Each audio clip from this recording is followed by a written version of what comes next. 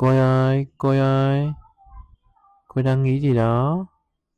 Chắc là đang suy nghĩ mình không biết tiếng Việt.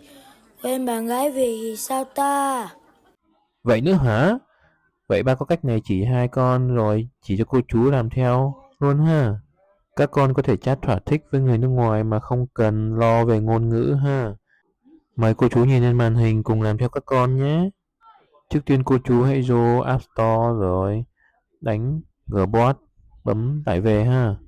Rồi mở lên, bấm bắt đầu, bật truy cập đầy đủ, bắt đầu, vô bàn phím, cho phép truy cập đầy đủ, cho phép. Vậy là mình có thể nhập những gì mình muốn nói, rồi chọn bất kỳ ngôn ngữ nào mình muốn chuyển sang ha.